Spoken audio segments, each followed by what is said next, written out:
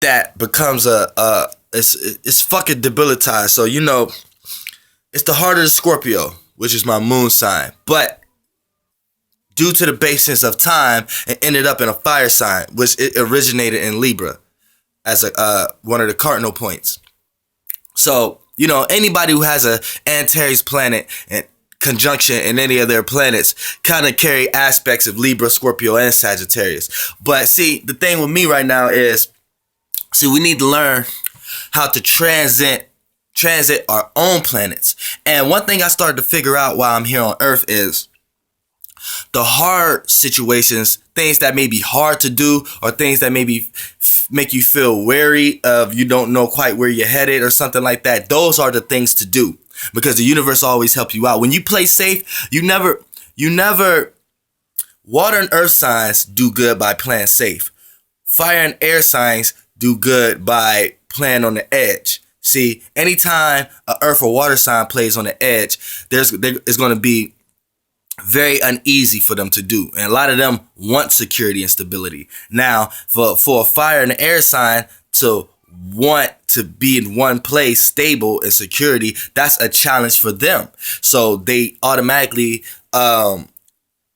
placed in that situation on Earth to the point that they have to break out. Just like earth and water signs, they're placed in spontaneous situations on Earth to the point they have to break out. So all this goes down to transiting your own planets. Like me, like I was just talking about my moon being in the 4th house. Right now, I have to take my moon and place it in the 5th house. Now, once you know what the 5th house is, then you'll understand a little bit more of where I'm going at with this. Now, me transiting my own moon in the 5th house is just me putting my thoughts and emotions, my emotional awareness state, into 5th house activities. Now, to completely do that may be a little hard, like just for everybody. Trying to put your sun in the next house, it's going to be hard to do that because you're not quite understanding, you're not quite consciously aware of everything in that house because your planet is not in that house.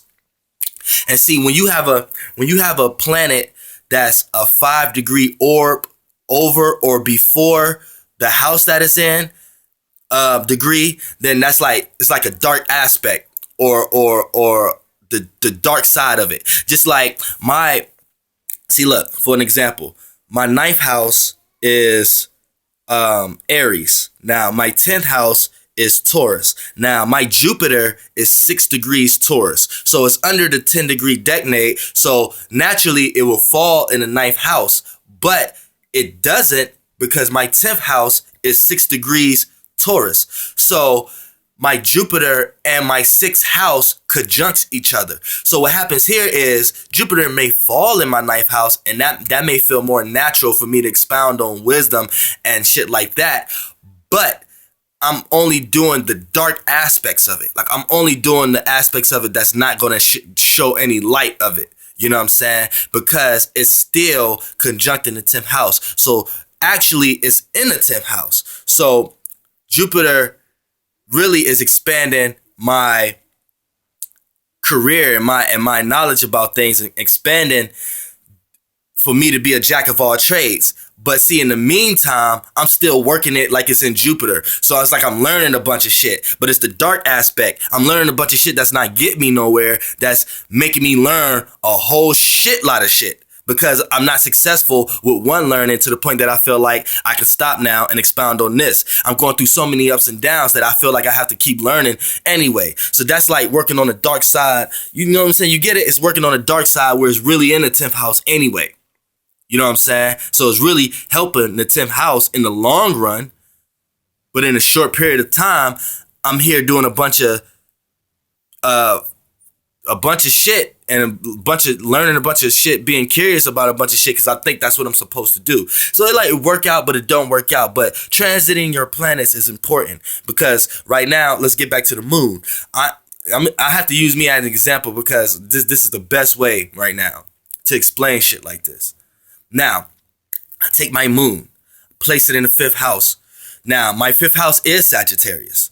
So once I break the little blockages of the resentment I may have emotionally about it, once I start getting in the groove, it's going to all come so natural just because my moon is in Sagittarius anyway.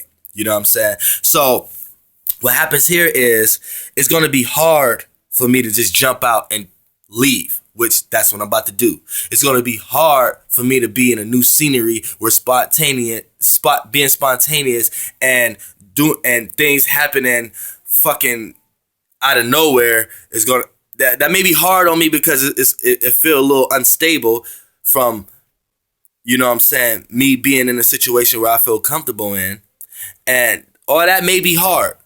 But once I get in the groove and get in the routine of it, it's going to benefit me more than anything. And once that time is up, I transition and put my moon in the 6th house. Because when I find this new path, this new way to shine, this new shit in the 5th house, I can take my moon and feel an emotional awareness about creating a routine behind that, which is the 6th house. Then I could put it in the 7th house. Once I create a routine and build the foundation behind it, I could take my moon, put it in the 7th house, and get ready to attract a relationship.